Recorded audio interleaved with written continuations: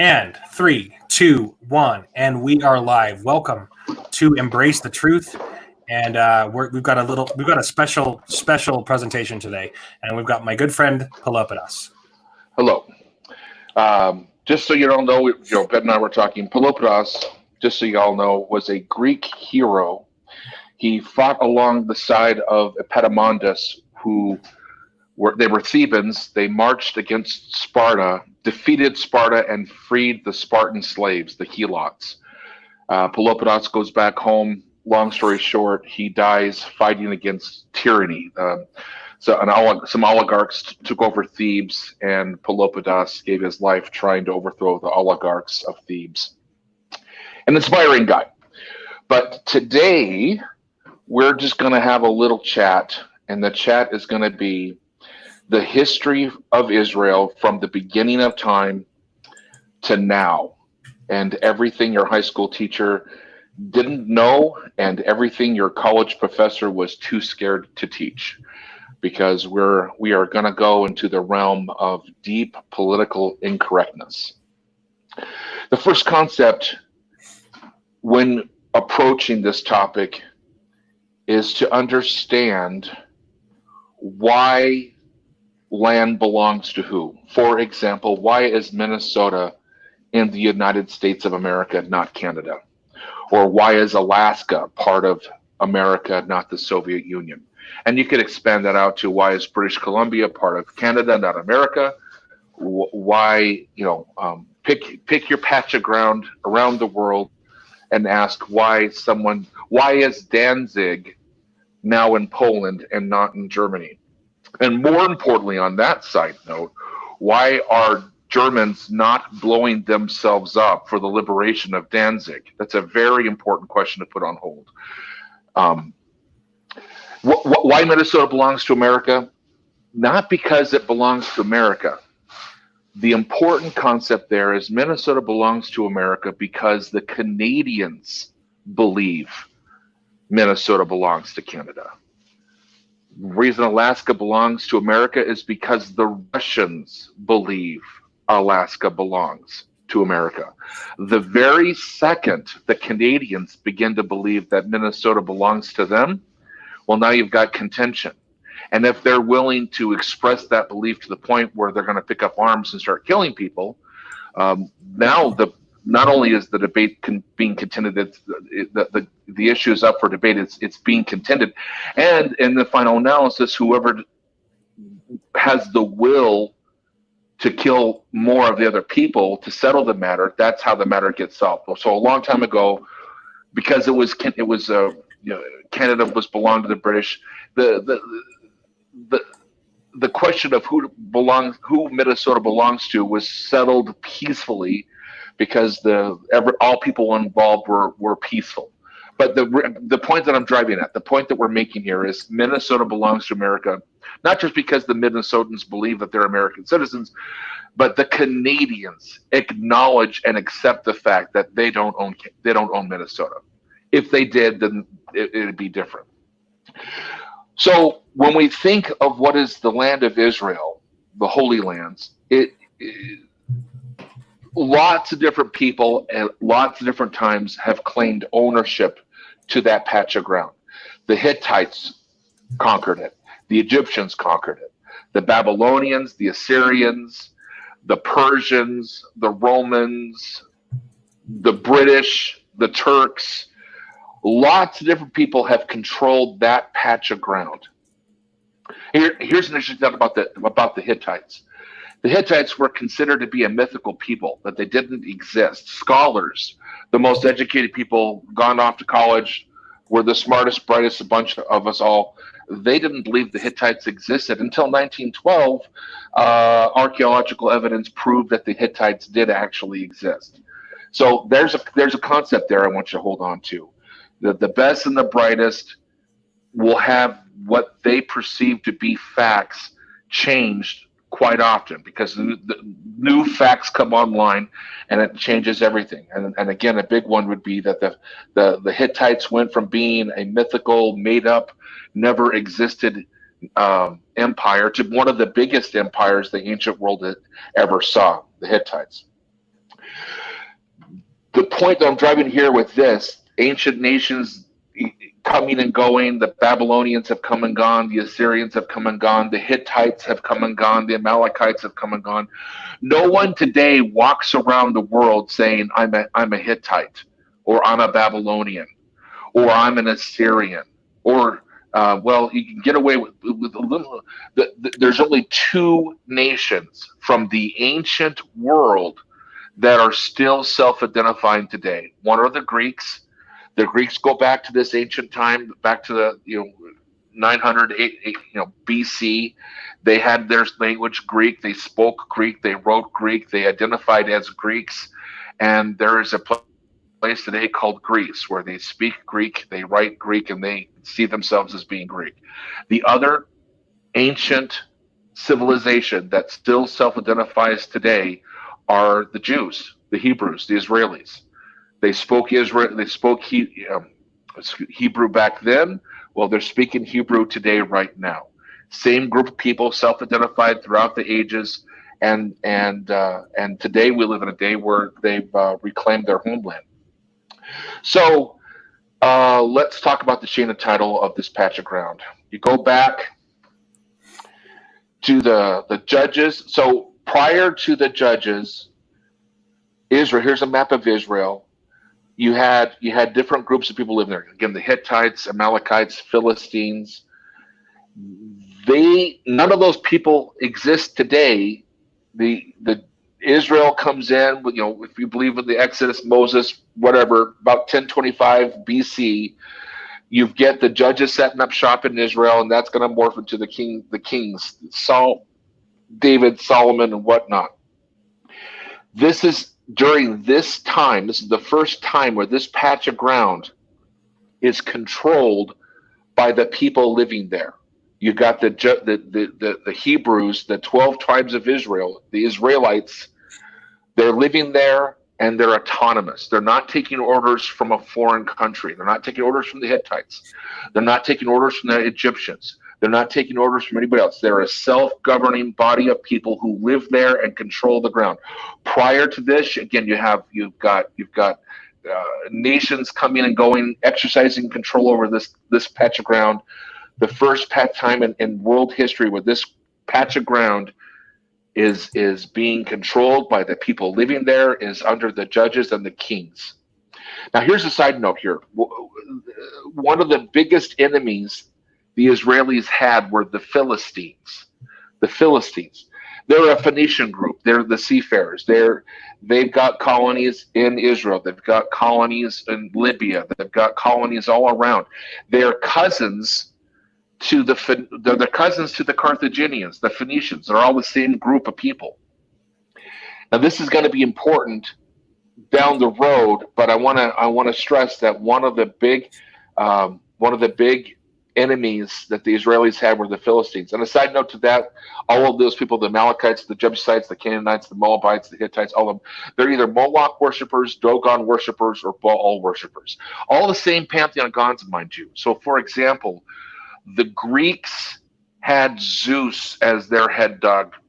The Romans had Jupiter as their head dog. Same deity, different names. Roman called him Jupiter, Greeks called him Zeus. Same thing for Mars and Ares. You have the Greek name of the same god of war, and you have the Roman name for the same god of war, Mars versus Ares, Venus versus Aphrodite, Hera and Juno. You have a pantheon of gods, but two different cultures call them two different sets of names with the same gods, same thing, same backstories. Zeus is a philanderer, Jupiter is a philanderer, right? Same, but you have the same thing going on in this part of the world, the ancient world, between the Jebusites, the Moabites, the Hittites. When you read in the Old Testament, for example, you'll come across a pagan god called Moloch. You'll come across a pagan god called Dagon, and you'll also come across a pagan god called Baal. Same pantheon of gods, same deities, and here's the most important thing to understand about Moloch, Dagon, or Baal worship. They were into human sacrifice. It's an unpopular fact. It's part of the PC. I'm telling you the thing about the science historians today and archaeologists, people they kind of downplay it, but in the final analysis, the Carthaginians were Baal worshippers, and we've got archaeological evidence of hundreds of babies being sacrificed to Baal. Same thing going on here with Moloch and Baal and Dog in this part of the world, and Israel is fighting against it. Sometimes they become susceptible to it, but the bottom line is, it's an ancient world. It's a rough and tumble world, and you said, forgive me, you said Baal worshippers. What can you spell Baal. that? It's so you spell it Baal, and most people will pronounce it as Baal, but it's pronounced Baal. And it's net. Side note to that, real quick, because we've got time. We know what the passion play of Baal was. So the whole concept of the reason why they're sacrificing babies is, and the reason they're doing what they're doing is it's a fertility rite. They're trying to ensure that the crops will grow, that will ensure a safe and easy life. So here's the Baal passion play. Every spring, Baal worshippers would get together and they would perform this play. So you have spectators, you have actors acting out the play, and people watching the play. And the play goes like this: there are agents of chaos coming to overthrow the disorder, or to bring disorder to the universe. So the pantheon of gods get together, they're concerned, and they anoint Baal to be their savior. He's going to go out, he's going to fight the agents of chaos. Each particular god gives Baal something special to help in his efforts. One of the gods actually gives Baal a weapon that claps like thunder and kills at a distance.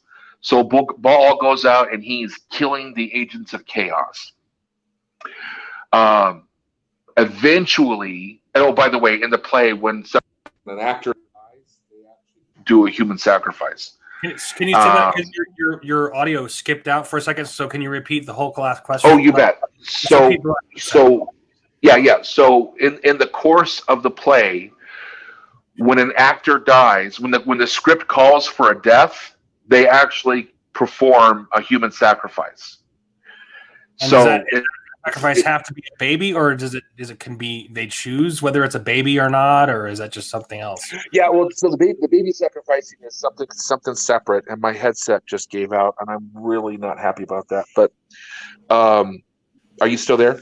I can hear you great. You're still loud and clear. So we'll have to edit that. You sound great. Yeah. So the baby sacrifice is separate. That's a separate thing. But the passion play continues with Baal he's killing the bad guys, but eventually at the climactic part of the play, Baal himself is captured by the remaining agents of chaos. And before they have a chance to kill him, Baal's girlfriend shows up. She loosens his bonds, and then the two of them, Baal and his girlfriend, go off. They kill the remaining agents of chaos, and then they celebrate by consummating their love. Now, again, in the play, whenever someone dies, and they sacrifice somebody in real life, and then when you get to the part where Baal and his girlfriend, enact the physical act of love, not only do the actors do it, but all the participants do it also.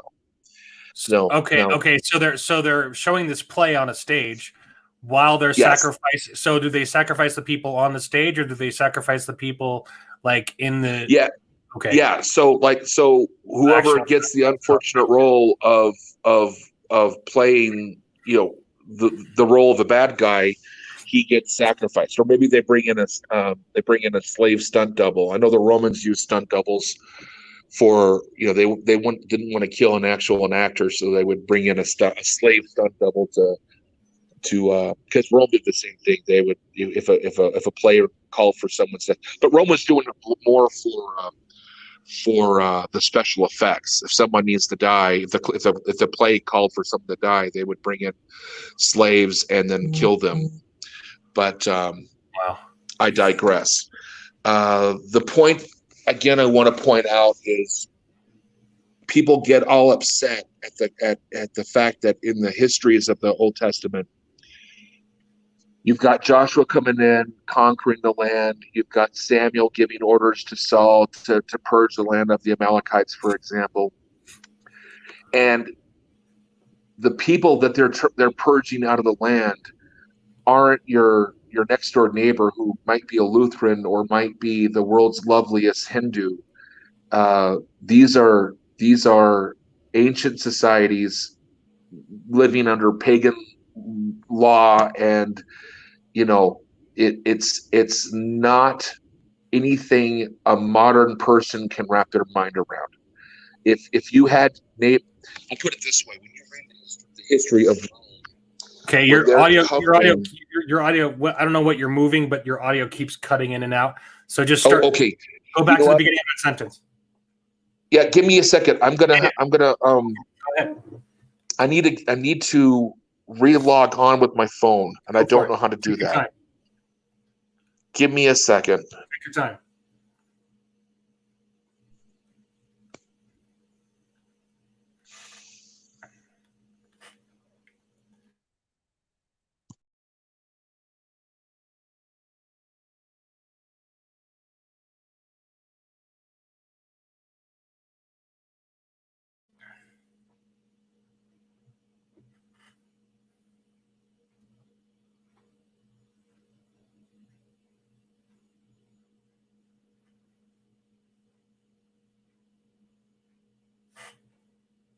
That better?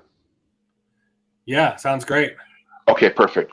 So the point I'm driving at is that the when we read the accounts of the Old Testament, the Hittites, the Amalekites, the Jebusites, the Canaanites, these are people who are engaging in human sacrifice, child sacrifice in particular, but human sacrifice in general. When you read the histories of the Romans' account of Hannibal's invasion of Rome, Hannibal is a Carthaginian. The Carthaginians are Phoenicians. When you read the Romans' point of view that there's a Phoenician army, a Carthaginian army marching up and down the peninsula of Rome, they are in absolute horror. They are in absolute terror because Hannibal, if he overruns a Roman town, guess what they do to celebrate? They sacrifice Roman babies, right? It's a brutish time. It's a terrifying time, and people who are quick to castigate the Jews for their histories, they're ignorant of world history. The Romans treated the Carthaginians more severely than Joshua did with the Canaanites and the Philistines and the whatnot. The Romans were more harsh than what Samuel told Saul to do on a grander scale. But no one's accusing the Romans of genocide because in the final analysis, it's not that. It's anti-Semitism that's driving the charge. But maybe we can talk about that later on. All right, so you got the Jewish state sets up around 1025 BC with the judges, then you roll into the kings. By 722 BC, Assyria attacks the northern kingdom.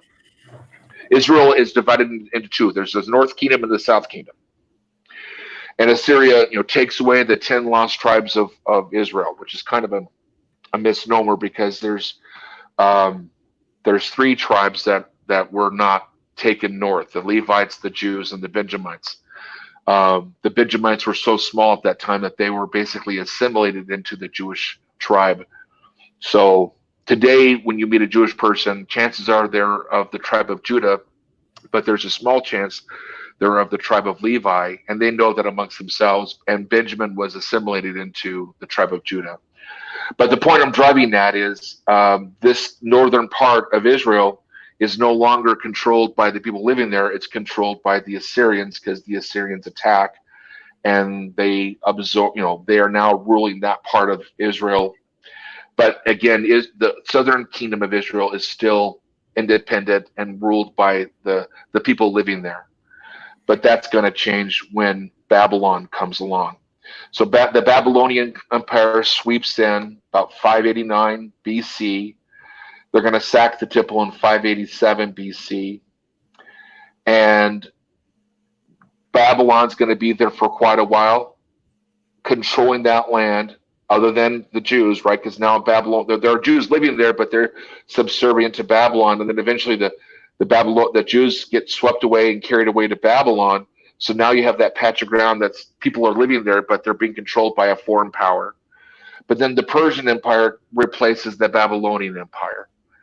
And the Persian Empire is going to allow the Jews to go back. The Jews that were carried away to Babylon, the Persians are allowed those Jews to repatriate, go back to their homeland, and rebuild the temple. And I have some side notes there about the Peloponnesian War that lasts for 30 years, and the Persians are going to be helping out the Greeks, but that doesn't really affect. It does affect our. Go ahead. Sorry, when they say sacks the temple, does that mean they burn the temple down, or is it just correct? Okay. Think in terms of, in football when a quarterback gets brutally sacked. Right. Yeah, that's what they're saying. It gets sacked. Okay. Now the side note here, because this is going to come up. The side note here is the Persian Empire sweeps through. They're going to take over all that red that you see on the map. They're going to own the port of Tyre, and they're going to be fighting the Greeks off and on. And then it's going to lead to what's called the 30-year Peloponnesian War, which is going to leave Greece in a weakened state. And that's going to open the door for a guy named Philip II, who's of Macedon. He's going to come sweeping through. He's going to conquer the Greek states. And then he's going to be assassinated, but his 18-year-old son is going to take over the Macedonian reins of power. And now you've got Alexander the Great, 336 BC. And if you can see on this map, he starts off fighting, he's got hit. As soon as his dad is assassinated, the Greeks revolt. So Alexander takes his army, he goes back. He actually, he raises the ground. And that's Raizes, raises. He destroys Thebes.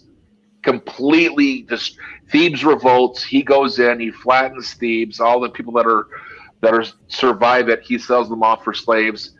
And he settles the debate once and for all with the Greeks on who their daddy is, and their daddy are the Macedonians, led by Alexander. Then Alexander decides he's going to take on the Persians, and so with an army of about 34,000 Macedonians, Alexander conquers the known world. He conquers. We can see all the way what is Persia, but the important thing is Alexander doesn't have a navy. So if I had does this pointer come through? Alexander comes across, he jumps the Hellespont, and then he sweeps down the coast. He's taking all of the port cities. So he doesn't have a navy, but if he takes all the ports, it doesn't matter what size the Persian navy is. They don't have a place to call home. So once he gets all the ports lined up, then he takes his army and he swings and he goes into the heart of Persia. But before he does that, part of these coastal cities, he takes over what is now Israel. He actually takes over, he comes marching up to Jerusalem, and the Jews of Jerusalem, they line the streets with palms, and even the priests of the temple they're wearing their priestly garments, they're wearing their ephods, they're wearing very specific, unique clothing.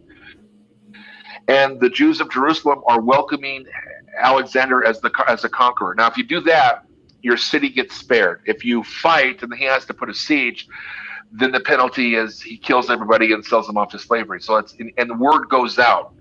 This is commonplace for all these ancient armies. If the commanding army, if the guy in charge has to fight for the city, he's going to punish that city hard, and the news go out that, hey, the city of Tyre put up a fight and everyone got killed, but the city of Jerusalem surrendered and everyone was treated nicely, right? It's good PR. He gets the word out that if you're a city in his way, it's your best effort. It's in your best interest to hand over the city in a nice way. But by modern historian.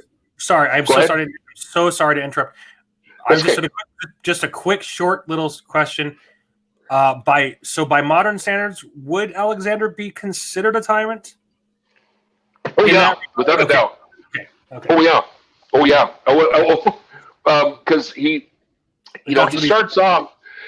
Alexander's kind of he's an interesting guy to study. He starts off, he's got a copy of the Iliad that he sleeps under his pillow. His personal teacher is Aristotle, the famous.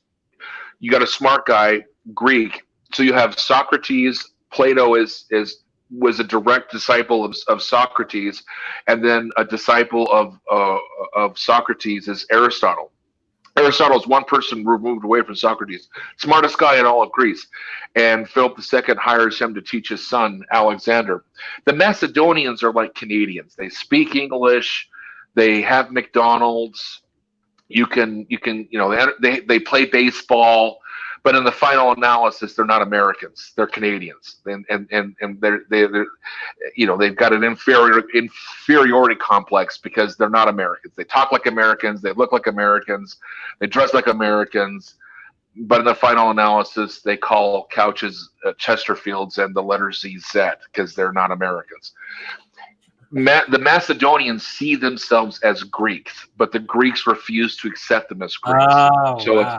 It's a humiliation to the Greeks that they're conquered. I'm sorry, go ahead. No, I'm just saying that's a great analogy. I like that, guys. Yeah. So the Macedonians, when they conquer Greece, it's a huge moral victory for them. It's like, yes, we are Greeks, and we're actually more Greek than you, and we're better at it. And then as they conquer the known world, I want to go back to the story. So as Alexander's approaching Jerusalem, he sees the priests of the temple dressed in their temple garments, and he turns to one of his subordinates. I'm pretty sure it's Parmenio. I think it's Parmenio. And he says, I saw those very guys in a dream last night. That's crazy. And I'm just going to completely spare the city because they're doing it right. They made a little parade, and I saw those guys in a dream. So warm and fuzzies all over the place. But the important thing I want to drive here, the important thing is Alexander does a thing he calls he Hellenizes the world. Wherever he goes, he brings Greek culture with him. So in what is now Israel at this time, if you're an educated person, you're going to learn to speak Greek. You're going to send your kids off to a Greek school so they can function in the world around them because everything is Greek. Now Alexander dies in 323 BC. Now he's got a little baby boy, and his generals say, well, what we're going to do is we're going to divide the empire up, and then we're going to wait for Alexander's son to be old enough, and then we'll all hand our piece of the empire back to him, and that'll be great. But what happens is that the baby dies. Well, someone grabs the kid by the ankles and ragdolls him like in Avengers, like when the Hulk ragdolls Loki. Yes. But when you ragdoll a 3-year-old, they don't survive. They die. Yeah, it's And so then there's chaos. And Alexander's kingdom is divided into thirds. It starts off in fourths, but it's going to wind up in thirds. But the important thing is now we have the same patch of ground, Israel, not being controlled by the people living there. They're going to be controlled by what's going to morph into the Seleucid Empire. It was part of Alexander's empire, but it's now the Seleucid Empire. Now, the Seleucids are, so you've got the Seleucids are in the middle. You have the Ptolemies in the south. Ptolemy was another one of Alexander's subordinate. He goes to Egypt. He brings peace and stability to the Egyptians. So his name is Ptolemy. He gets a nickname, Ptolemy the Savior. Now, every king from that point on is going to be Ptolemy the Second, Ptolemy the Third, Ptolemy all the way down to Ptolemy the 14th, a.k.a. Ptolemy the 14th, the flute player. Now, that's going to be around 60 BC. And a guy named Julius Caesar is going to come rolling into town, and he's going to look at Ptolemy the flute player and say, you got to be freaking kidding me. He's like, I'm going to take this over, but that's a side note. The north is run by the Macedonians. Now, these three kingdoms, the Macedonians, the Seleucids, and the Ptolemies, are all trying to vie for power. They're all trying to unite the empire under their power. And when any one of those three get too strong, the other two team up on them. The best analogy I can give you, if you ever watched, TV wrestling back in the day, you got three guys in the ring, and there's one chair, and whoever picks up the chair, well, the other two are going to team up and beat that guy up, and then he drops the chair, and then somebody else picks up the chair, and then the next two guys will team up to fight the other guy with the chair, right? So no one ever gets advantage over the other because the other two will always team up against the other. Well, that's the big thing there. But the important thing is, in about one, I think about one. Well, we'll take care of the next screen. Here's on this map. We've got a picture of Rome, and the reason I'm bringing up Rome again. Here's Carthage. Carthage and Rome go to war with each other 3 times, and the historians to this day call it the First, Second, and Third Punic War. Now, again, the Carthaginians are Phoenicians, but here's the crazy thing that most people don't know. In Latin, there is no PH sound. There's no phone. There's no Phoenician. So when the Romans are naming people and things, and they're calling things by the name that they call them, when they refer to the war with the Carthaginians, who were Phoenicians, they call it Punic, the Punic Wars, because they can't say Phoenicians. They just cut it down and say, well, we're going to call them the Punics. So you have the First Punic War, Second Punic War, Third Punic War. And that's going to, again, hold on to that. That's going to come up here. It's going to be incredibly important for what's happening today right now. But the next slide. In 167 BC, in Israel, the guy in charge of the Seleucid Empire is a guy named Antiochus Epiphanes. Now, his last name in Greek, I don't speak Greek, but his last name in Greek rhymes with insanity. So the Jews of Israel, what is now Israel, they refer to him as Antiochus the Insane. Now, he got word of that, and he was not happy with it, so he ordered his soldiers to march into Jerusalem, go to the temple, erect a statue, a pagan statue, and they sacrificed a pig on the altar. That is unclean across the board. So what he did is he sparked off what's called the Maccabean Revolt. And in 167 BC, the Maccabees, a Jewish family, rallied enough people, and they went to war against the Seleucids. And here's the crazy thing. They win. Hugely outnumbered, vastly outnumbered. The Seleucids have elephants. The Maccabeans don't, but they do it. The Maccabeans pull it off. Now, this is where the what's not a ceremony, or it's not a celebration of Hanukkah comes along, because the 8 nights of Hanukkah, the Jews recapture the temple. There's not enough oil to keep the lamps burning, and it takes 8 days to consecrate new oil. But the orders decided, hey, light the lamps. They'll burn out when they burn out, and when 8 days from now, when we have new consecrated oil, we'll relight the lamps. So they light the lamps. A miracle of miracles, the lamps don't go out, and they keep going for the 8 days, and then on the 8th day, they have consecrated oil, and they can keep the lamps going again. That's why Hanukkah has the menorah, and that's a celebration of the Jews defeating the Maccabeans. So now we have the second time in world history, from the beginning of before recorded history till up to this point, you have the second time where this patch of ground is controlled by the people who live there. So you had the first time the people who were controlling it, again, were under the judges and the kings of Israel. Now you've got the Maccabees, who are Jewish. They're in control of this patch of ground, and that's going to stay that way all the way down until about 60 some odd BC. Oh, and I'm reiterating here. You've got this is the second time in world history where and here's a map of it. Here's the kingdom of Judea via the Maccabees. They're in control of that. Now in 63 BC, crazy things start to happen, and it's all happening in Rome. So back it up a little bit to you got a guy named Pompey Magnus. He is a Roman. He's a Roman general. He's got accolades, and he's trucking around the ancient world. And he actually comes through and makes friends with the ruling Herod, the Maccabean family. So by 70 or it's around 60 BC or so, Herod the Great has married into the Maccabean family. They're down to they've got a gal, a princess. They have no sons, and so Herod. And the reason the Maccabeans say, okay, marry Herod to this daughter is because Herod is friends with Pompey Magnus. He's friends with Rome.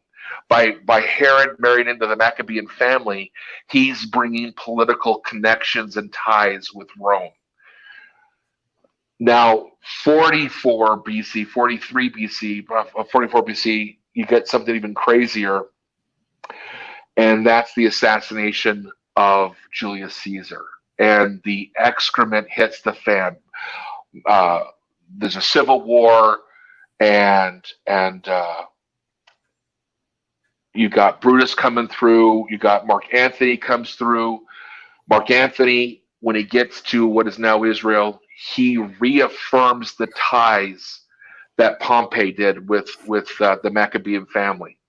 So what's happening now is the Maccabeans are losing strength to keep their position. They have to align themselves with Rome. And so that's how Rome gets a foot in the door into what is now Israel. And it's going to get to the point where it goes from just being political allies to Rome has point blank taken over Israel. It's subordinate to their will. Now, on that note, the Jews revolt 3 times against Rome. The first revolt is in 70 AD. And that revolt is going to end with the temple being sacked. Herod the Great rebuilt the temple after it was sacked by who sacked it the second time? I forget. The Babylonians sacked it. They rebuilt it. It got sacked again. Then Herod rebuilds it, or Herod. Well, he doesn't rebuild it. He revamps it. But the bottom line is, what was I going with this? You got the revolt where the temple gets crushed. The third revolt is 132 to 135 AD. Here's the thing. You look at Rome expansion, and by the third revolt, Rome not only has stopped expanding its borders, it now begins to contract. The Roman legions that were taken offline to go put the Jewish revolt down is net results as Rome begins to decline. Rome begins to lose ground from that point on. The point that I'm driving at is Rome really is upset with the Jews living in Israel. And so to insult the Jews that are living in Israel, when the Romans are naming places on a map, they decide to name that patch of ground Palestine. You may have heard that now. That's where it comes from. The Romans are naming this patch of ground Palestine, and they do it to insult the Jews. They're naming Palestine after the Jewish historic enemy, the Philistines. But again, remember, the Romans can't say Phoenician, right? There's no PH. They can't say Philistine. So when the Romans go to name this patch of ground after the Jewish historic enemies, they call it Palestine. Wow. So here's an important concept. There's never been a country of Palestine. Palestine was a designated piece of ground to that the Romans named to say that's where the Jews live. They live in Palestine. It's a Roman insult to the people who were living there, the Jews, right? So it's so would it be equivalent to forgive the comparison, but it just made me think of forgive this, but Hitler moving in and making a section for the Jews, right? Is that kind of the same? Is that what the Romans did? Is that what they did to the Jews then? Or no. So the Romans weren't anti-Semites per se. Their thing was here's the thing about Rome. When Rome comes to a new place, they bring law, order, and roads. Most people, when they looked at the overall bargains, okay, well, I got to pay taxes to Rome now. But what you're saying is we're going to have roads, and we're going to have law. So if someone does me wrong, I can take them to a court, and a judge will dispassionately figure out the right and wrong and rule dispassionately. So if I'm in the right, I have confidence that the courts will treat me in the right. And if I got to travel from point A to point B, not only is there an easy way to get there, but there's Roman order along the way. So being robbed is now a lot less than it used to be before Rome came here. Overall, I'll take that bargain. Okay, I'll pay my taxes to Rome. I'll be a second class citizen. But by the way, you're telling me if I work real hard and if I'm really, really smart and I'm a benefit to the empire, you'll even grant me citizenship. And if I'm not super bright, I can join the army, and after 25 years of service, I'll get citizenship, and my kids will get citizenship. Like, sign me up, So that's why Rome was so successful. The majority of the provinces they conquer, They were the granted people are benefits. looking at the cost. Yeah, the cost benefit is like, we'll take that. We'll this isn't a bad deal. But the Jews are like, no, we can't stand this. We can't stand it. And they kept revolting. And the Romans like, I don't get it. We're giving you religious freedom. Now, there was, What are your personal thoughts on that? Should they have submitted? Well, yes and no. Well, it's Complicated. It's complicated. So here's a for example that makes it complicated. You go.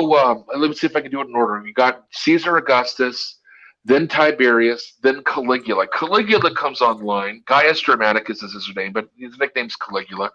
He comes online, and his sister dies, and he decides to deify her. So he gets the Senate to pass a law saying my sister is a goddess, because gods don't die, and now I need a temple to dedicate to my sister. He's looking at the map of the empire. It's like, hey, well, there's a temple there in Jerusalem that I can co-opt. I'll just go in there and take it over and dedicate it to my sister. Put in pagan priests to do burn incenses day and night to my sister. And now he's insane. If you cross him, he'll kill you for no reason. And so, like his people around him, like, that's a really bad idea. Those Jews will revolt for any reason whatsoever. If we start monkeying with their temple, I mean, look at what they did to the Seleucids. You don't monkey with those people; they're crazy. Don't mess with them. So there was a lot of fine, kind of, guiding Caligula that he came to the decision on his own that I should pick a different temple. But it's a powder cake. So it's in the final analysis. I'm all about freedom. But I also look at the big picture, and the Romans. If you're gonna be conquered by somebody, would I prefer the Carthaginians? Would I prefer the Romans? Would I prefer the Persians or the Babylonians? Give me the Romans, sure, but I prefer to have no master if given the option. So now you also have in this mix. A little bit of Judaism. Judaism teaches that a Messiah is going to come one of these days, and it's gonna make the world a better place. So you've got this religious atmosphere too, that there's a Messiah to come. And the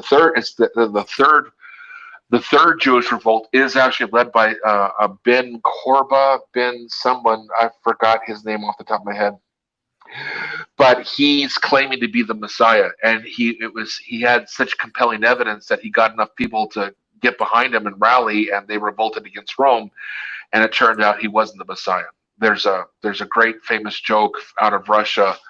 A rabbi is traveling on a train, and there are two Orthodox priests, and they start hassling the rabbi, saying, they said, you missed out. The Messiah, is Jesus. And he said, the joke is they start to say, hey, you guys really were confused on that Simon Bar Kokhba. And the guy said, well, what do you mean? They go, he wasn't the Messiah. He goes, well, how do you know he wasn't the Messiah? They said, well, he went up against Rome and was killed in the end. And then the punchline for the rabbi is like, oh, you mean like Jesus? He kind of went up against Rome, was killed in the end. And I'm not trying to go anywhere in a religious sense. I'm just saying that there is definitely a religious aspect to the Jews revolting, and I don't know if there was a way around that. But some crazy side notes. Vespasian is going to be tagged to be the next emperor. Nero dies. Vespasian is sieging Jerusalem, and a famous rabbi, and I have it here in the green notes. He sneaks out. His disciples sneak him out in a coffin as if he's dead, and so they get permission to bury this guy, and they get past the siege, and they go straight to Vespasian, and they put the coffin down, and this rabbi literally pops out of a coffin and says, "Vespasian, you're going to be the next emperor." And he was about to have this rabbi put to death for saying such a thing, because you don't want people overhearing them you being called emperor. The word gets back to Nero, who's insane, and you'll be put to death horribly. But within I believe it was hours after this rabbi makes the pronouncement, word comes to Vespasian that not only is Nero dead, but Vespasian's been appointed to be the new emperor. And he's like, "I like the way you think, Mr. Rabbi," and he gives him permission to keep his school open. Vespasian has a friend named Josephus, and who was a Jewish general who saw the writing on the wall, and he quickly surrenders to the Romans and says, So modern day Jews look at Josephus as a collaborator with the Romans. I look at it as a practical guy who realized we can't win this war, and so he surrendered to Vespasian early in the game and became friends with Vespasian. And so when Vespasian goes back to Rome, he brings Josephus with him and appoints Josephus to be his historian. So a lot of what we know about this time period is from the historian Flavius Josephus was his full name. But I digress. I should point out that they wind up sacking the temple, and the amount of gold they take out of the temple actually funds the building of the Colosseum. And there's a triumph relief in Rome today still, where you can see the Roman soldiers taking away the spoils of the Jewish temple. And that, there's a big menorah right there. Little side note. But again, on that note, I'll just again reemphasize, these are the people that call this ground Palestine. And you can see right there's the menorah. Who are they dealing with? They're dealing with the Jews, right? The Palestinians. The Palestinians of that day were Jews. AD 70. So that's literally 70 years after he left. The birth of Jesus. Yeah, after the birth. Okay. Yeah, after 70 years after the birth of the Savior. I thought it was correct. For some reason. I thought it was after he left. So it would be Okay. So yeah. It's just after birth. Yeah, so, after birth. Gotcha. Now, so here's an example of what I'm talking about. So here's the Roman world. They named this place up here Germania. Does that sound familiar? Germania, Germany, yes. Right? Yeah. They named this island Britannia, right? They named this place Hispania. They name it's not. They call this little up here Africa, right? Africa. Are these ringing bells with you? Here, they named this place over here. They named it Arabia. They named this Palestine, right? So, and I'm going to mispronounce it because it's in Latin, but Italia. So here's the point I'm driving at. When you 1800s, 1700s, 1600s, even to now, people who are educated, when they say a classical education. So in Europe, if you had a classical education, you learn to speak Greek, you learn to speak or at least read Latin. And so you've got educated schoolboys coming out of England, and when they draw their maps, they're calling this part of the world Palestine. Why? Because that's what the Romans called it. Not that there was a nation called Palestine there, or if you was a nation called Palestine, again, who was living there? Who were the people living in Palestine? It was the Jews, right? There's never been a self-identifying group. Well, there has been. We'll talk about that later. But the point I'm driving at is anybody who would self-identify in the time of Rome as Palestinians or were called Palestinians, they were Jews. And ironically enough, in the 1920s, the Palestinians were also Jews. We'll get to that in a minute.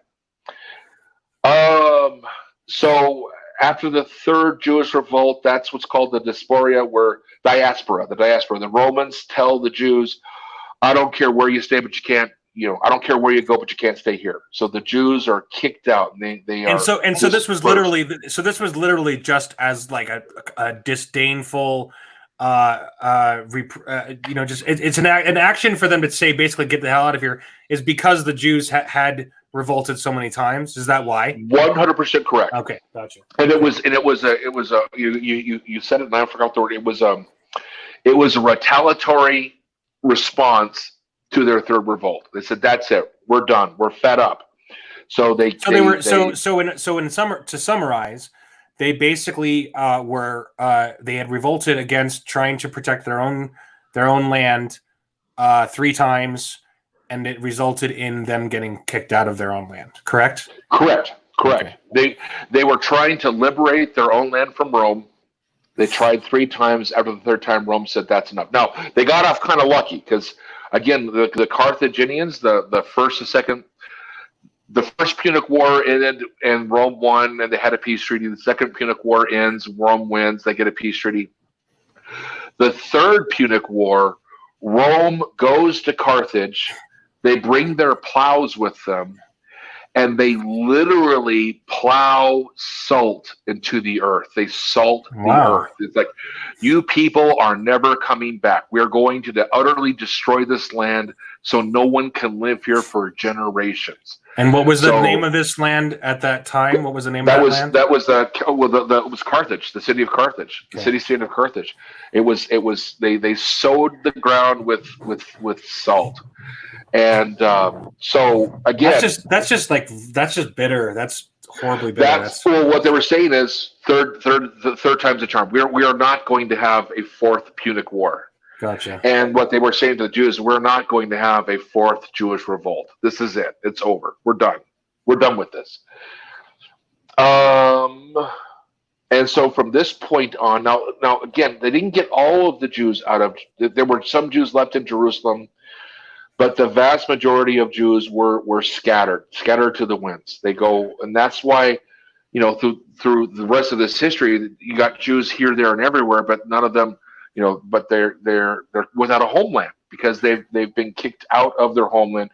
Oh, and right here, this map, their homeland is Palestine only because that's what the Romans called it, but they did not call it Palestine as I said. They called it Israel because that's the land they had. That's the land that was given to them. If you believe in your Bible, it was the land that was given to them by God. And okay, so so Jerusalem itself. That was all taken over by Rome, correct? That was all Roman territory at this point. Yep. Rome owns it all, and Jerusalem is it's a Hebrew. The Salem is peace. Jerusalem is a Jewish name. It goes now. David conquered Jerusalem from, I think it was the Jebusites.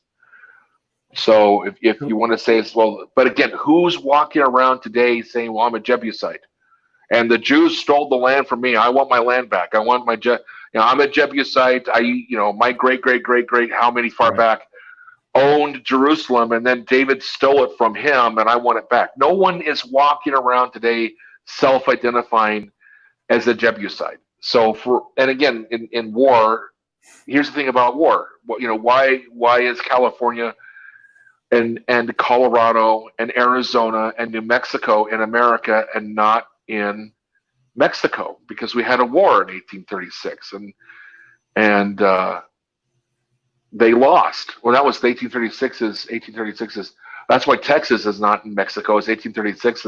Texas revolts against Mexico, and it's an independent country for a while, but then it decides we're better off in America. But if you go to war, and going back to one of the things I said at the beginning, why is Danzig no longer in Germany? It was because Germany lost World War II. That's why. And for compensation, Poland was given Danzig.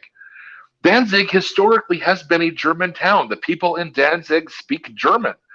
But today, Danzig is in Poland because Germany lost World War II.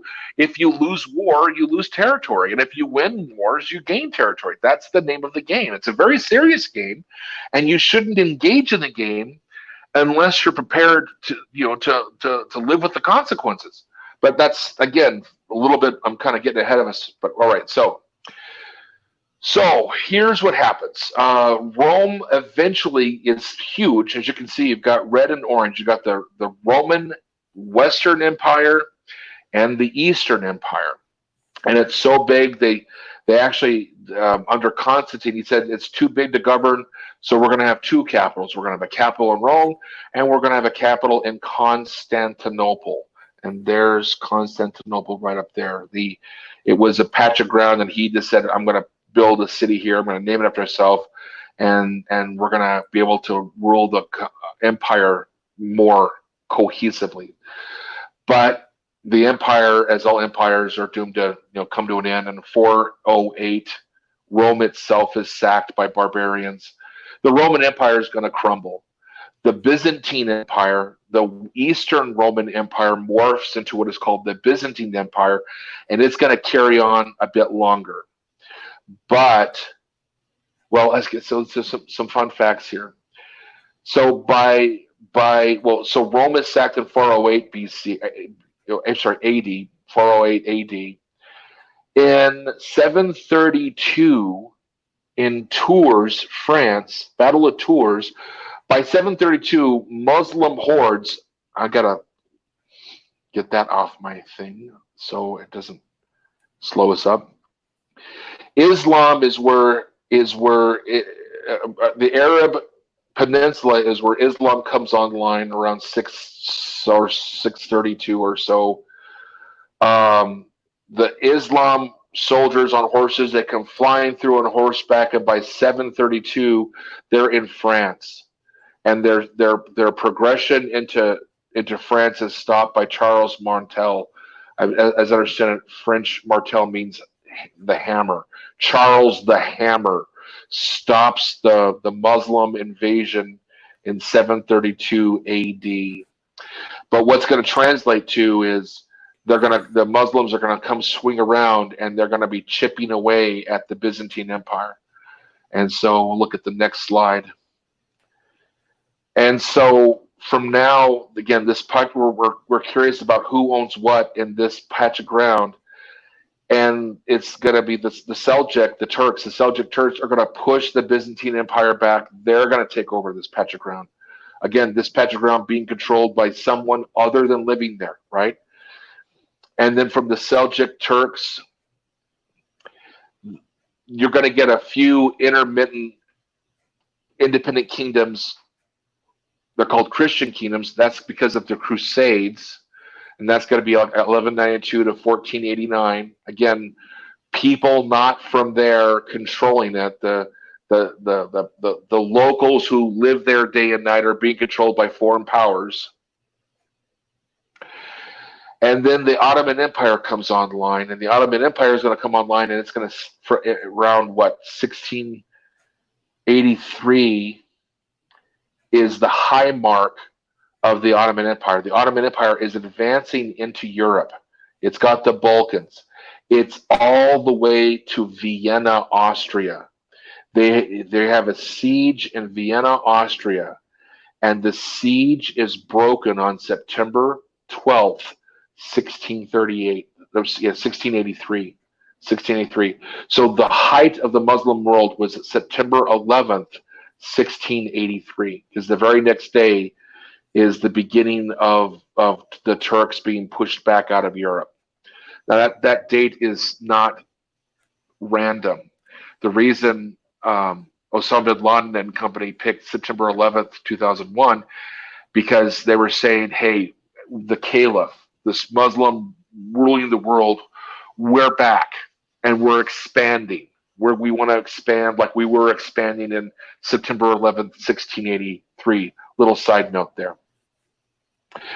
But again, this patch of ground that we're focused on, where Jerusalem is, that is now being controlled by the Ottoman Turks. Now, for those who are LDS, this will mean something. If you're not LDS, it won't mean a hill of beans. But in October 24th, 1841, Orson Hyde, who was an apostle set apart by Joseph Smith, was given the commission to go off to the Holy Lands and to rededicate it for the gathering of Israel. And so I won't linger on this too much. If you want What to year read was it. that?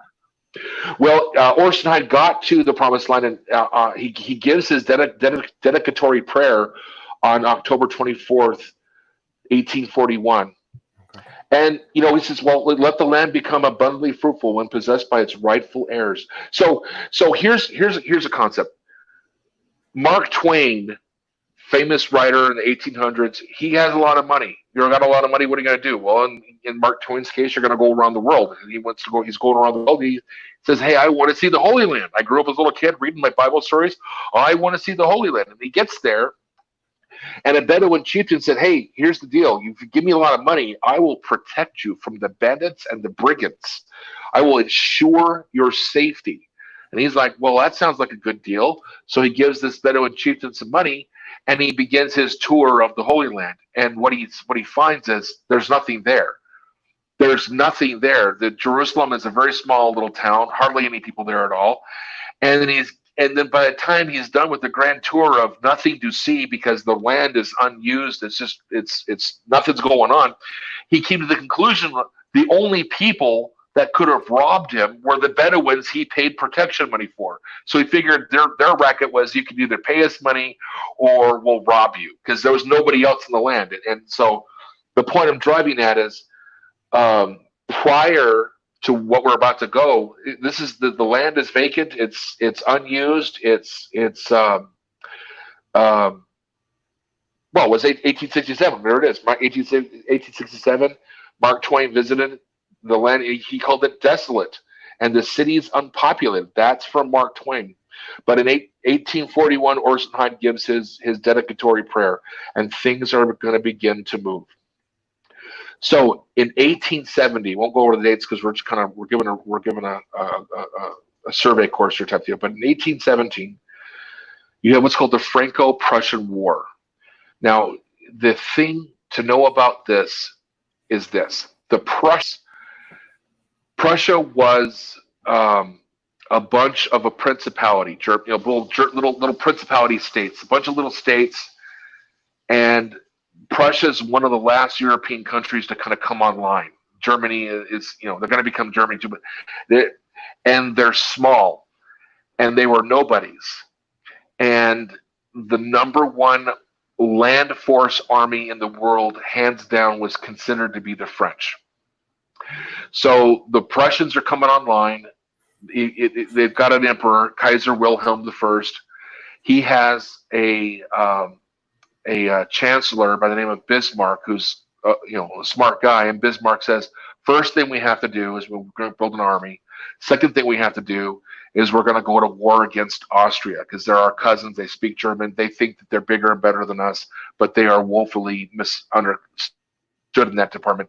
So there's a Prussian-Austrian war, and the Prussians manhandle the Austrians. I mean, they beat them like a redheaded stepchildren. Now, the world wasn't paying attention to it, or at least the French weren't paying attention, because a little bit later, now that the Prussians have kind of solidified the German-speaking world, they pick a fight with the French.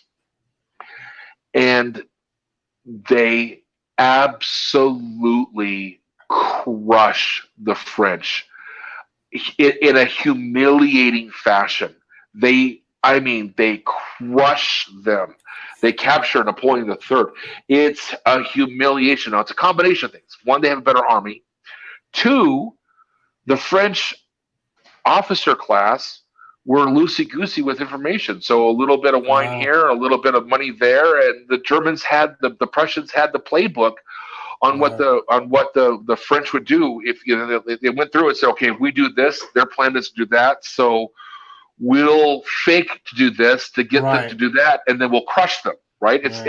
I forgot what Super Bowl it was, but it was the Seahawks versus the Broncos, and the Seahawks had managed to crack the code. So whenever the quarterback was calling out plays to the line, well, the Seahawks knew exactly what was happening. So that Super Bowl, I think that the Broncos got maybe one touchdown. It was a crushing defeat because the defense knew what the offense was doing. Same thing. The Germans knew what the French were up to before the French were even doing it.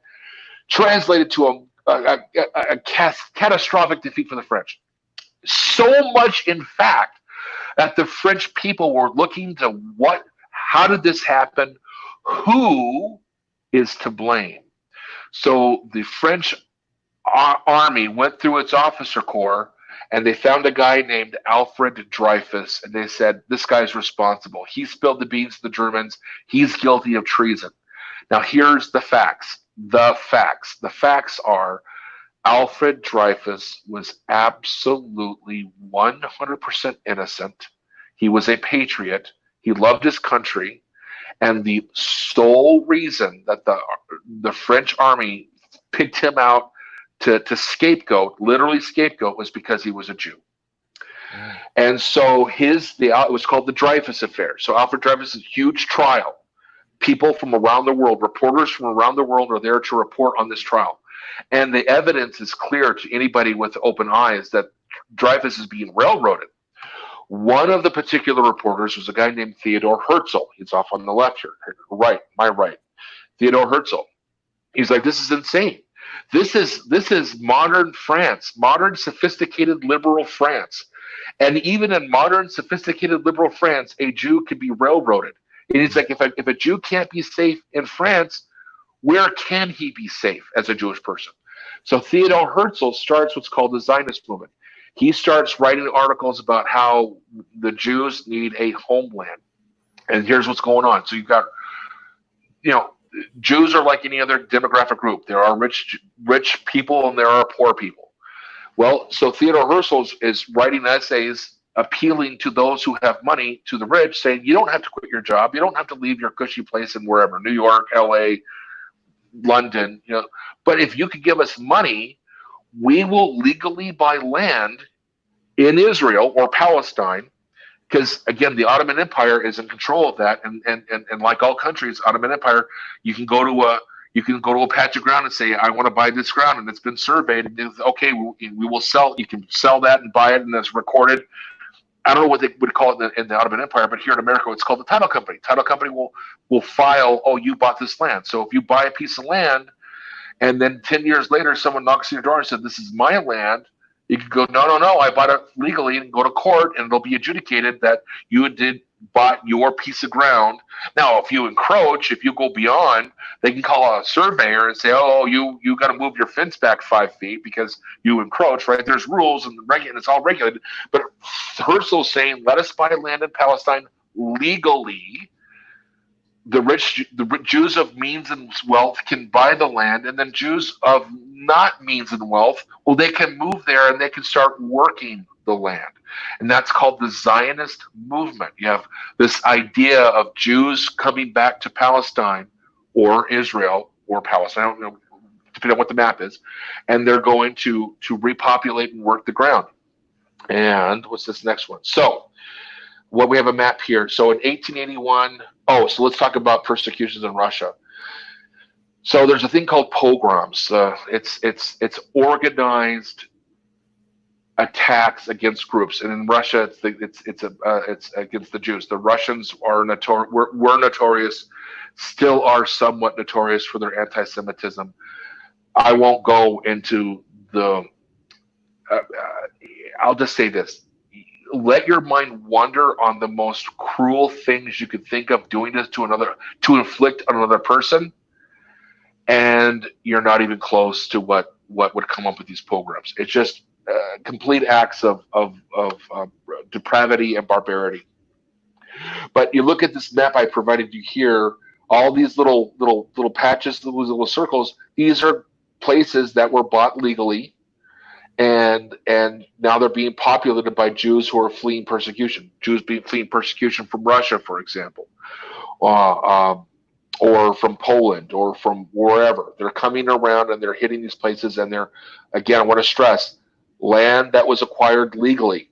And again, going back to 1867, you have Mark Twain's personal observation that the land is vacant. There's no one there. There's no one working it. You have what are called absentee landlords. Someone owns the land. They don't live there. And now all of a sudden someone's contacted and say, hey, I will buy this piece of ground that you don't live there. You're not doing anything with it. I'll give you money for it. And they go, sounds like a deal, right?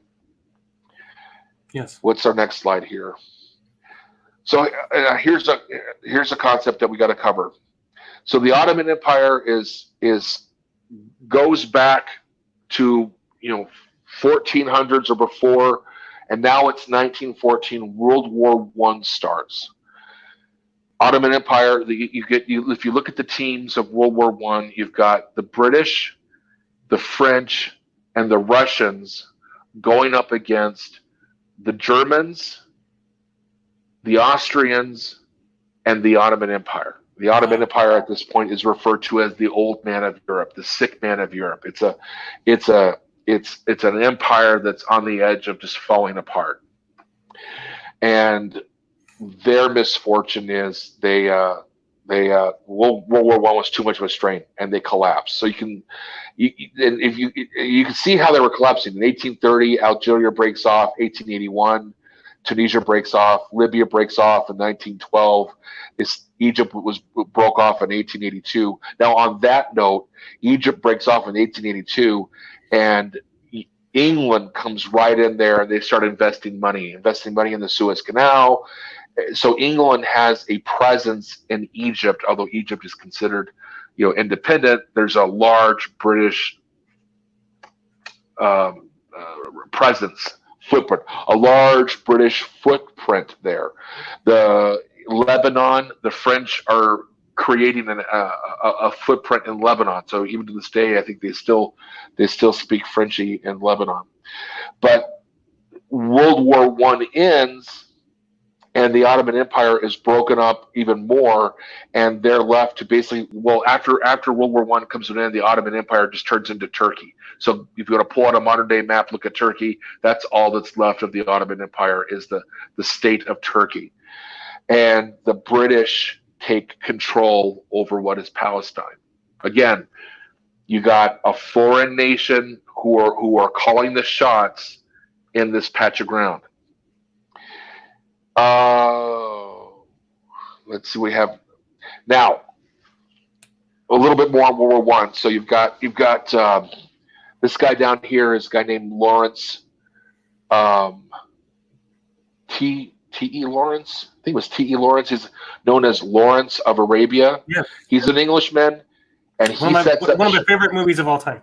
There you go. So he sets up shop, and in real life, this guy was an archaeological student. He was fluent in Arabic. He graduates college and goes on a hike. And he hiked, I think, all the way from Syria all the way down and through the Arab Peninsula. I mean, the guy was a rough and tumble dude. World War I comes online, and he starts working with the Arabs and working with, trying to get the Arabs to liberate. So you got that going on.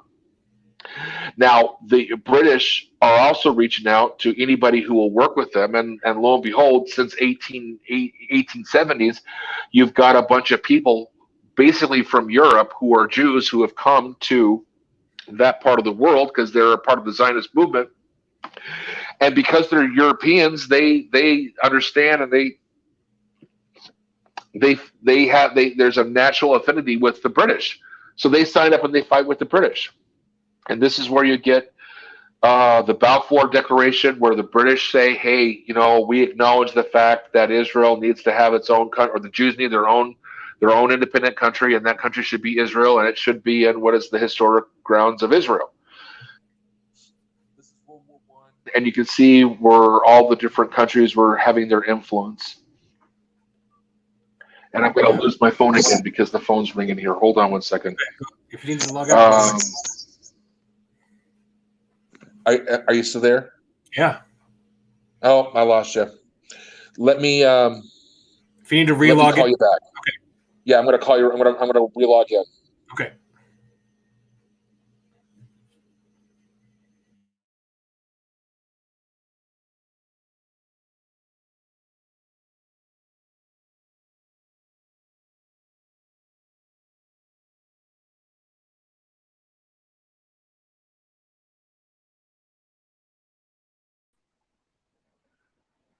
Are you there?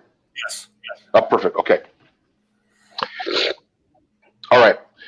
So between wars, so you have the 20s and the 30s, you've got a lot more Zionists coming in to what is Israel, but it's called Palestine. Now, if we had a Wayback Machine, now that's old lingo. That's Mr. Peabody and his Pet Boy Sherman lingo. If we had a Wayback Machine, or if we had a TARDIS, we had some sort of time machine, and we can go back in time, 1920s, 1930s, and we could get to Jerusalem, 1927, and we can start walking around. We'll make it a TARDIS, so with, language isn't a problem. We got a Time Lord with us, so we can understand anybody and everybody. We can start asking people, who are you? What do you self-identify as? You'd get some people saying, I'm a Southern Syrian. You get other people saying, I'm a West Jordanian. You get some people saying, I'm a Palestinian. Now, here's what gets crazy. Anybody who would say, I'm a Palestinian, that would be a Zionist. That would be somebody who had a classical education in the West, and they grew up looking at this map, secular, not religious, secular, looking at the map and saying it's Palestine, but understanding that as a Jew, I can't get a fair shake, not even in France, and it'd be nice if we could set up a Jewish state in Palestine so the Jews can get a fair shake no matter where they have, because why not? So the crazy thing is, in the 1920s, that people self-identifying as, quote, Palestinians, end quote, were Jewish. Now, there are, to be clear, there are, going back to Mark Twain, there are Muslims, there are Bedouins living there, there are Arabs living there. And now they're getting more and more upset now because more and more Jews are coming online. And so now they're going, whoa, wait a second. There's way too many of those people coming online. So you've got major contention. You've got actual massacres happening here, there, and everywhere. It's not a happening deal. In fact, in 1930, you've got Sheikh Izzy, and I'm not going to pronounce his name. He organizes a group called the Black Hand, and their whole goal is to murder Zionists, and Zionists is Jews. Again, now within Judaism, you have people who are Judaism is a wonderful thing. It's kind of like being an American. You can be born an American, and you can come from a different country, and then you can become a naturalized citizen and become an American. And if you're a naturalized citizen, I was born in Korea, but I came here and passed the test, and you can be actually more American than an American. So, everyone will acknowledge there are Americans who hate America, that they'll say America is the worst country and that America is no better than anybody else, and America is the reason for all the problems in the world, and America should just go away. America just shut up and leave everybody alone. You have self-hating Americans, but they're still Americans because they were born that way.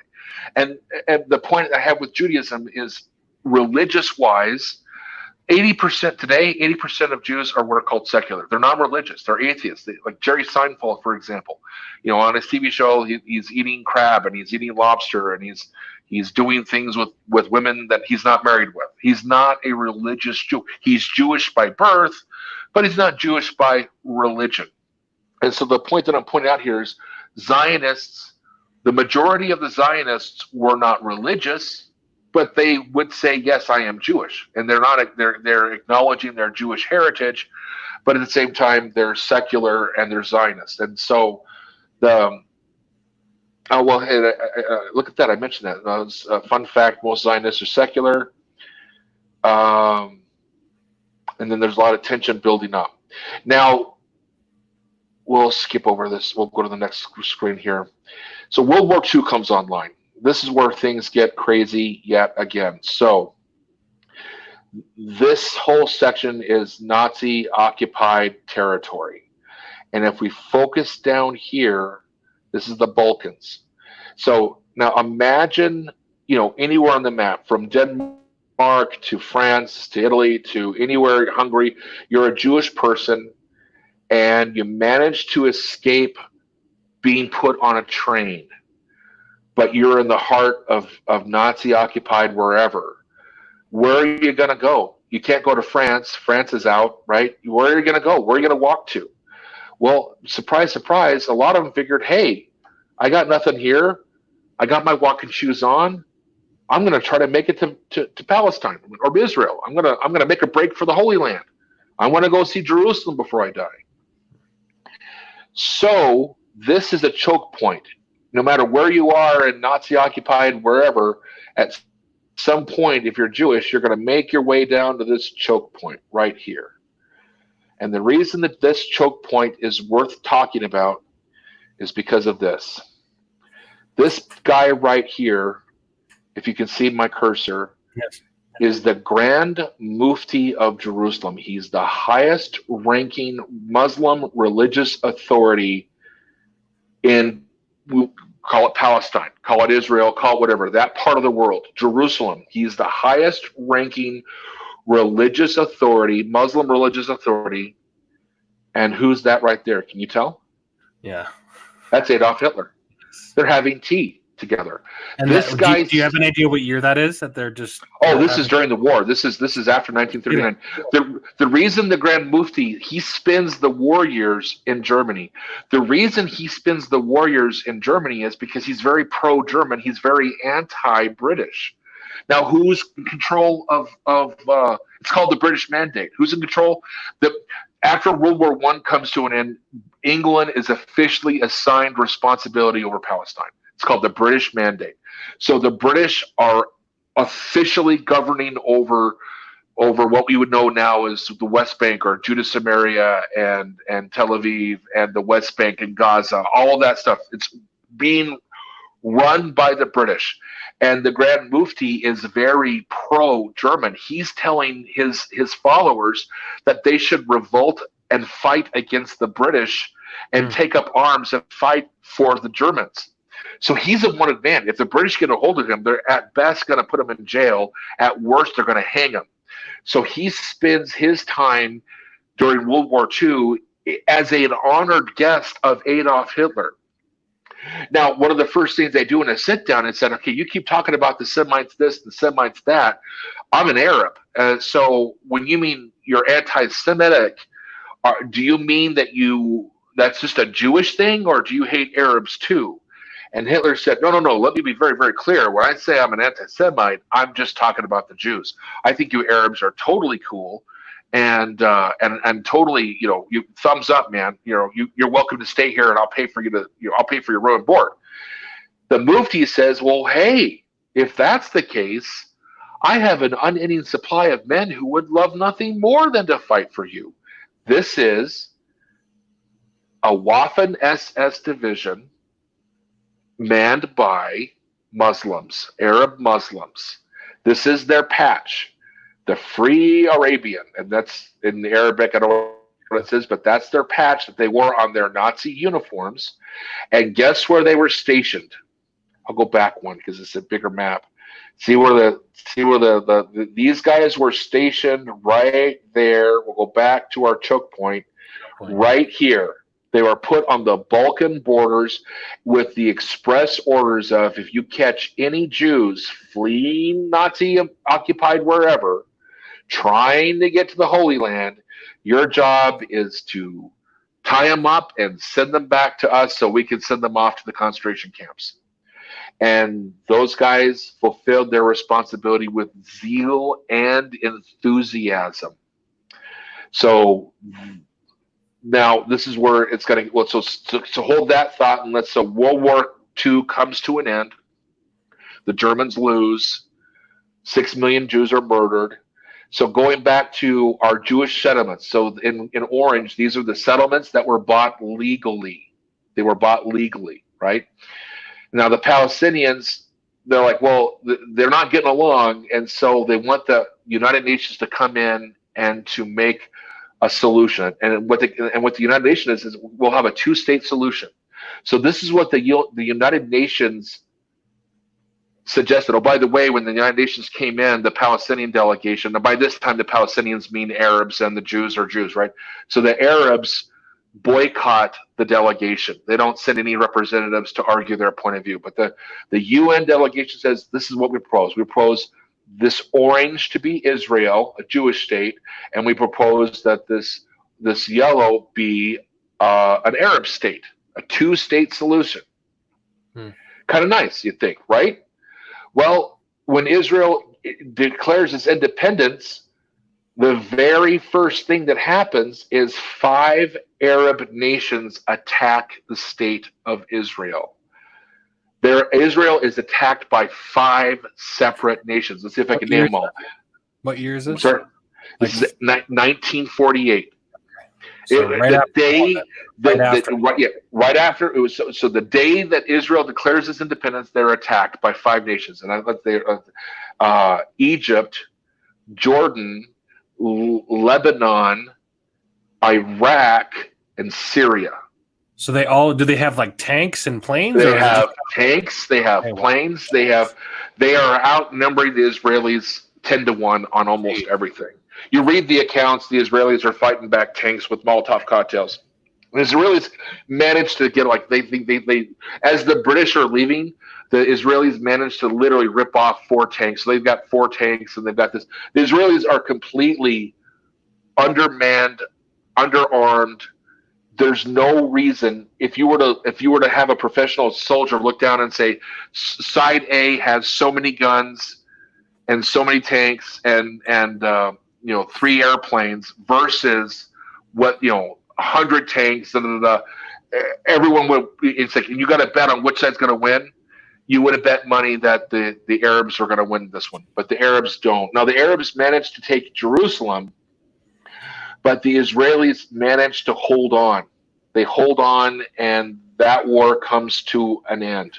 It's the first. I don't know what to call it. It's the War of 1948. So this is the partition that was proposed. Then the Arab armies invade, and after the counterattacks, this is Israel. So Gaza's still Arab controlled, and this, what is referred to by some as the West Bank, is still there. But the West Bank, just so you know, for those who do read their Bible, that's Judea and Samaria. That predates the Romans. That predates everything. It's not the West Bank. It's not Palestine. It's Judea and Samaria. So that's 1948. When this all happened, by the way, approximately, I'm just going to round it off because I don't know the numbers off the top of my head. Estimates run as low as 650,000, as high as 780,000 Jews were expelled from the following countries. Algeria kicked their Jews out. They had in 1948 they had 140,000. Today they only have 100 Jews left. Same thing with Egypt. Egypt had about 75,000 Jews. Today there's only 100. In Iraq, look at the numbers: $150 down to 35. Lebanon, 20,000.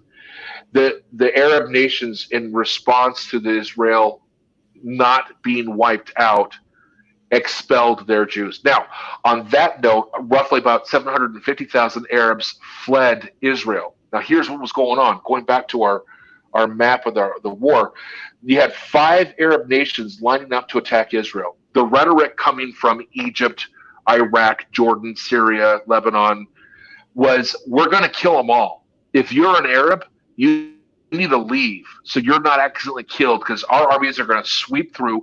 We're going to kill every Jewish man, woman, and child. We're going to turn the Red Sea red with Jewish blood. We're going to kill them all. And then after the war is over, you can go back to your homes and live like nothing ever happened, because we'll all be back to, it'll be a happy joy, because the problem will be over with. So about 750,000 Arabs fled Israel. Now here's the problem. They fled. They left the country thinking, I'll come back in a week or so when all my Jewish neighbors are dead, but that didn't happen.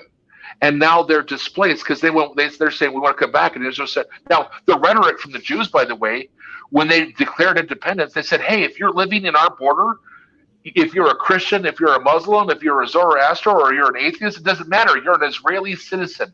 And as an Israeli citizen, we ask you to stand with us and fight for your freedom.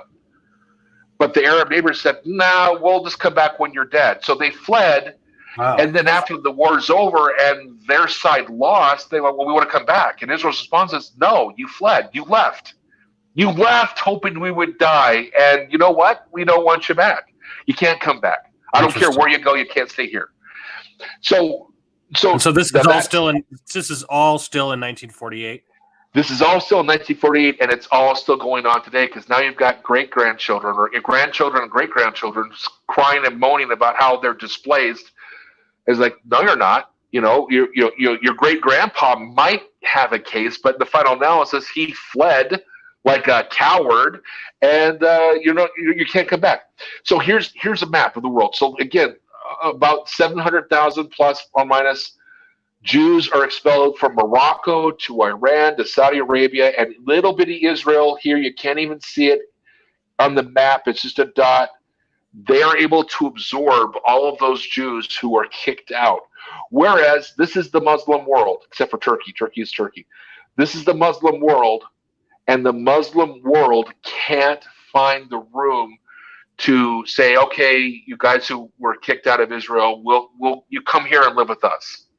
There's no room in the Arab world that stretches from one side of Africa all the way over to Iraq and down to Saudi Arabia to Yemen. None of those nations have room for the displaced Arabs of 1948. And the answer is, well, yes, they do, but they don't. They want it that way. They want the Palestinians without a state because it's a political sore in the side of Israel that the world can keep sticking their pointing at Israel, saying you're bad and you're evil.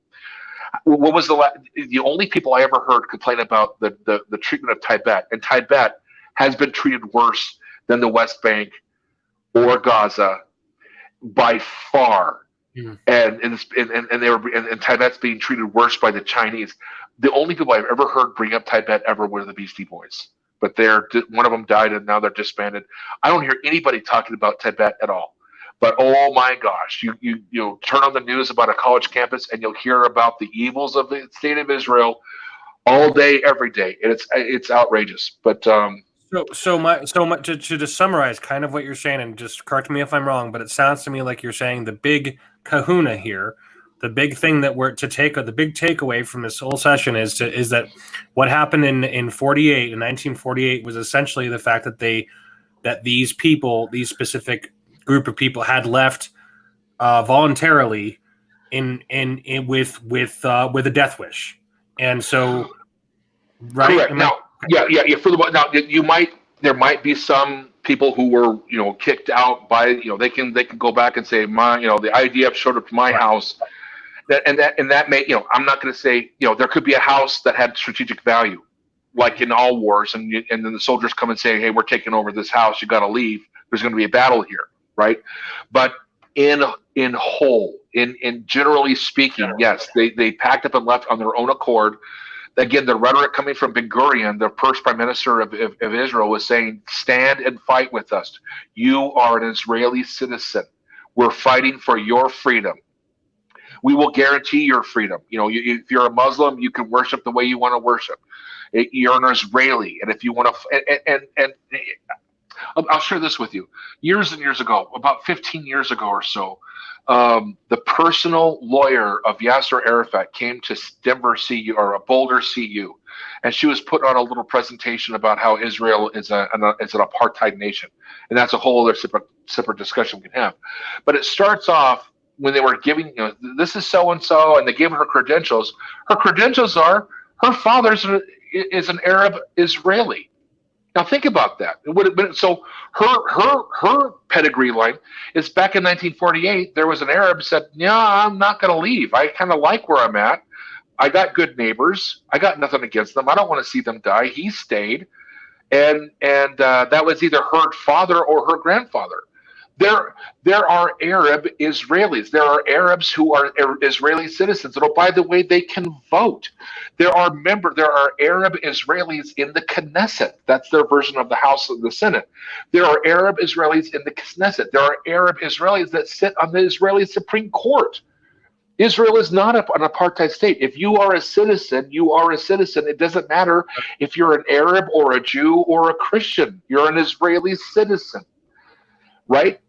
So they aren't try that. Go ahead. They aren't purists. I don't know. There's just a lot of disillusioned people that a lot of people say that there is a purist ideology in some, and that's I don't know. I'm just curious, but in general, no.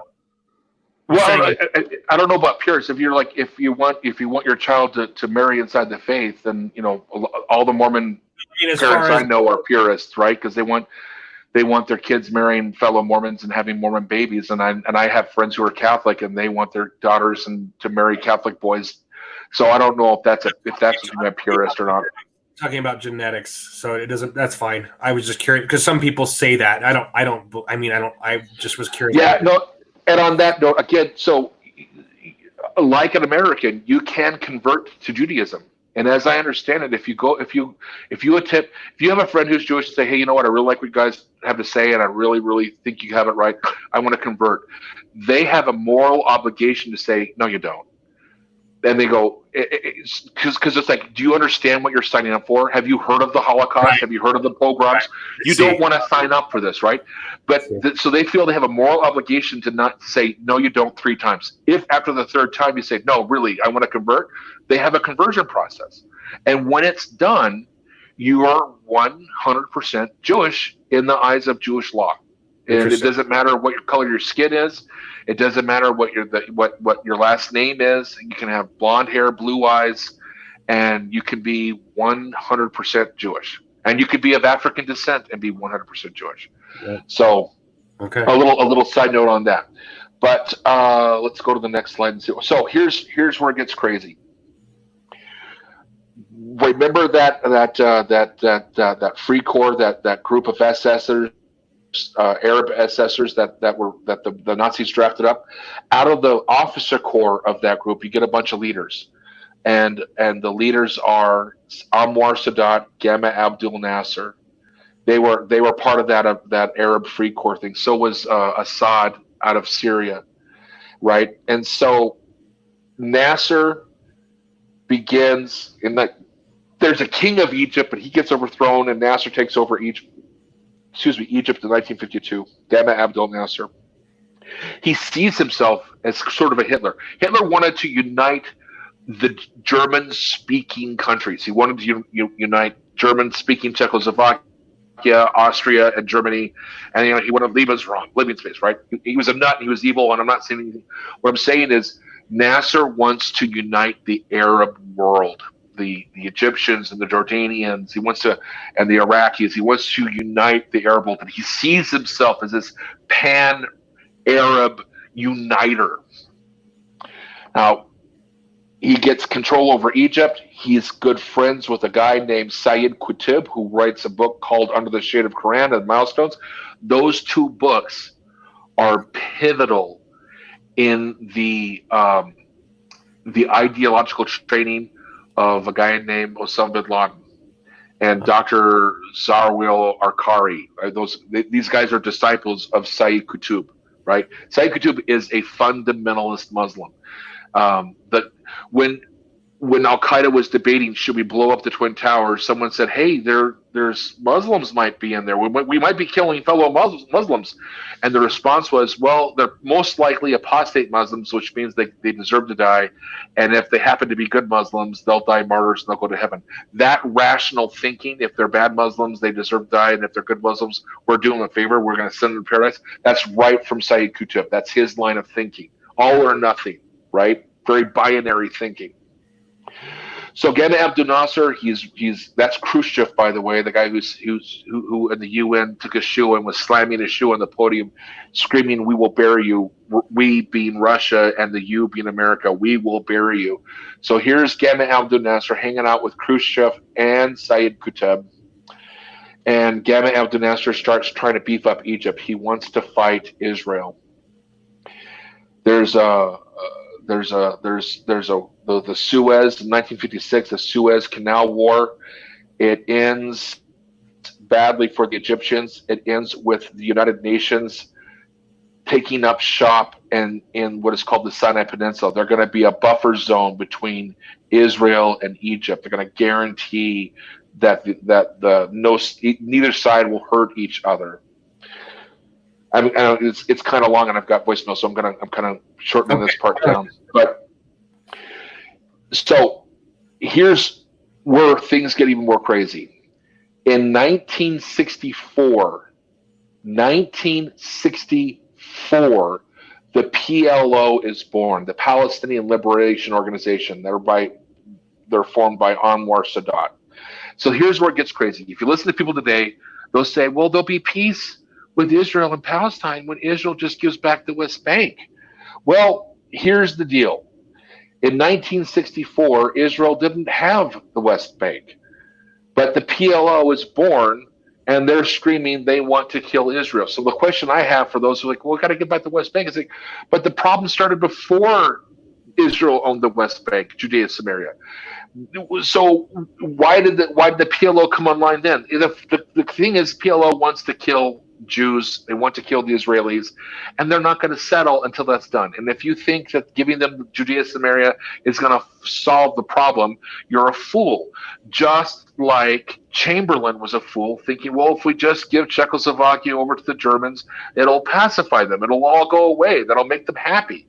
It's foolish thinking. It's foolish at best, ignorance at worst. Now, here's the thing. I should point this out also. I should have pointed this out way back with the 1940, after 1940. Let's go back to 1940. So this right here, this is the United Nations proposal. They call this patch of ground Transjordan. There's going to be a Jordan. There's going to be a Transjordan. Transjordan was going to be the Arab homeland. Now, when the Arab armies attack from Jordan, they have to go through Transjordan to attack Israel.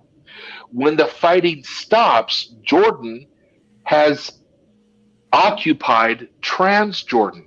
Again, Transjordan was the UN designated Arab homeland. And Jordan said, yeah, we're just going to annex that. So there's no more Transjordan. Transjordan is gone. And so when people talk about, well, the Palestinians need a homeland, it's like, well, take that up with the Jordanians. They annexed the Arab homeland, not the Israelis. And who? Oh, by the way, who was complaining about that then? Nobody complained about it. Nobody in the press, nobody in the colleges, nobody was screaming, hey, wait a second, the Arabs had a homeland, but it was like taken over and annexed by Jordan, man. Now, in 1964, the Arabs living in the West Bank, Judea and Samaria, who are now in Jordan, well, they're getting upset. And so they formed the PLO, and they form it with the intention of, hey, let's take over Israel. But they're looking at Israel, they're looking at the IDF, the Israeli Defense Forces, and then they start looking at Jordan, and look at the king of Jordan, and they look at the army of Jordan. And they're like, you know what? It'd be a whole lot easier if we just kill the king of Jordan, and then we take over Jordan. Well, the king of Jordan finds out, and he cracks down hard on the Palestinians. But I can't recall if that's before or after 1967. But the point of this slide, again, to drive the point home, the PLO forms in 1964, and Israel does not acquire the West Bank until 1967.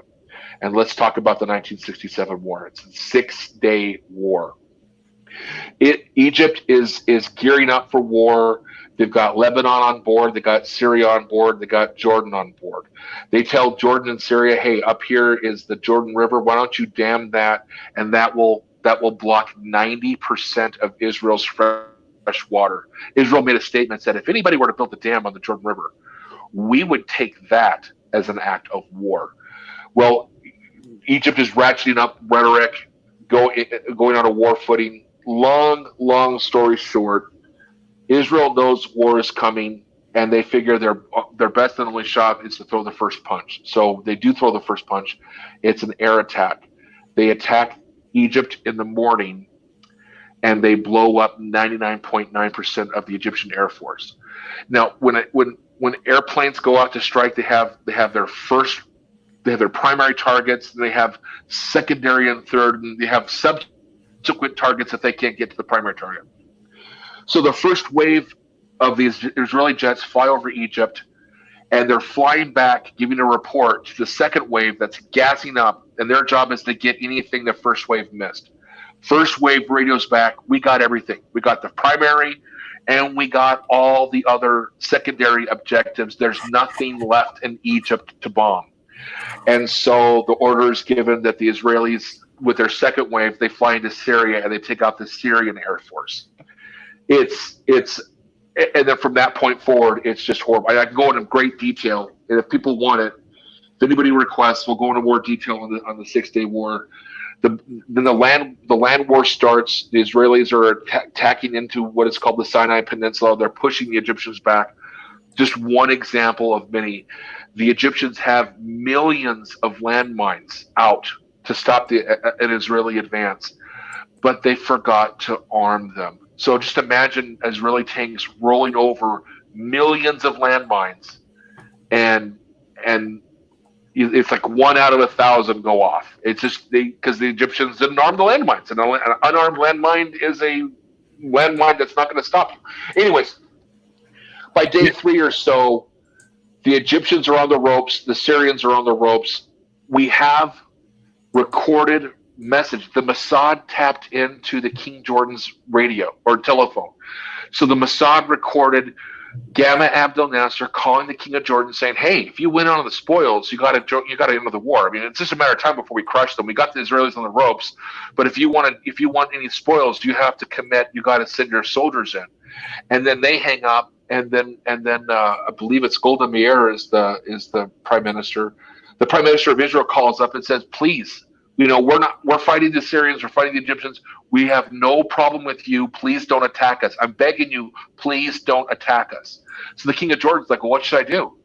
And he figures, well, Gamal wouldn't lie to me. He wouldn't lie to me saying that they're about to win. And if I want spoils, I got to jump in. So then Jordan attacks. And by Jordan attacking Israel counterattacks. And Israel counterattacks, and they push the Jordanians all the way back to the Jordan River.